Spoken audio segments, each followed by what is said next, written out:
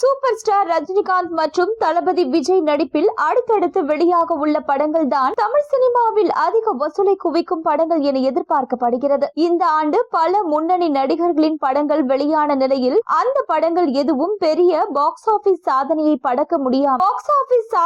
படைக்க முடியாமல் திணறின. பெரிதும் எதிர்பார்க்கப்பட்ட கமலஹாசனின் தக்லை, சூர்யாவின் ரெட்ரோ உள்ளிட்ட படங்கள் சுமாரான வசூலை தான் பெற்றன. கமலஹாசன் மற்றும் சிம்பு நடிப்பில் வெளியான தக்லை திரைப்படம் டிசாஸ்டர் ஆனது. இந்த ஆண்டு ரசிகர்கள் பெரிதும் எதிர்பார்த்து கொண்டிருக்கும் படமாக ரஜினிகாந்தின் கூலி படம் இருக்கிறது. லோகேஷ் கனகராஜ் தமிழ் சினிமாவுக்கு 1000 கோடி ரூபாய் வசூல் சாதனை படைக்கும் படமாக கூலி படத்தை கொடுப்பார் என பெரிதும் நம்புகின்றனர். நெல்சன் இயக்கத்தில் சன் பிக்சர்ஸ் தயாரிப்பில் ரஜினிகாந்த் நடித்த ஜெயிலர் திரைப்படம் பல ஆண்டுகள் கழித்து ரஜினிகாந்திற்கு மிகப்பெரிய வெற்றி படமாக மாறியது. இளம் இயக்குனர்கள் பெரிதும் நம்பி இருக்கும் ரஜினிகாந்த் கூலி படத்தின் மூலம் வசூல் சாதனை படைப்பார் என எதிர்பார்க்கப்படுகிறது. ஜெயிலர், வேட்டையன் படங்களை தொடர்ந்து இந்த படத்திலும் சூப்பர் ஸ்டார் ரஜினிகாந்துடன் இணைந்து பாலிவுட் நடிகர் அமீர் கான், டோலிவுட் நடிகர் நாகார்ஜுனா, மலையாள நடிகர் சோஃபின் சாகிர், கன்னட நடிகர் உபேந்திரா மற்றும் தமிழ் திரையுலகின் பிரபல நடிகர்களான சத்யராஜ், ஸ்ருதிஹாசன், பூஜா ஹெக்டே உள்ளிட்ட பலர் நடித்து வரும் நிலையில் ஜெயிலர் படத்தை போல அதிக வசூல் வேட்டையை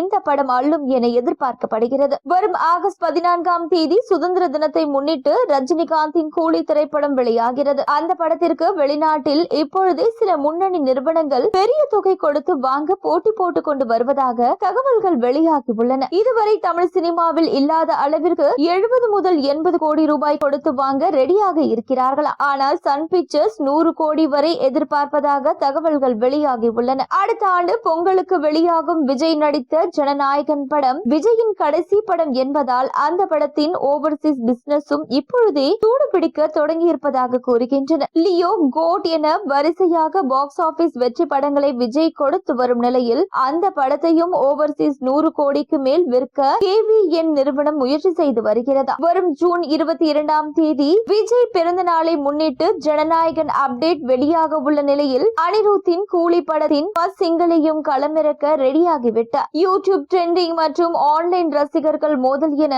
இந்த வாரம் சூடு பிடிக்கும் என்கின்றனர்.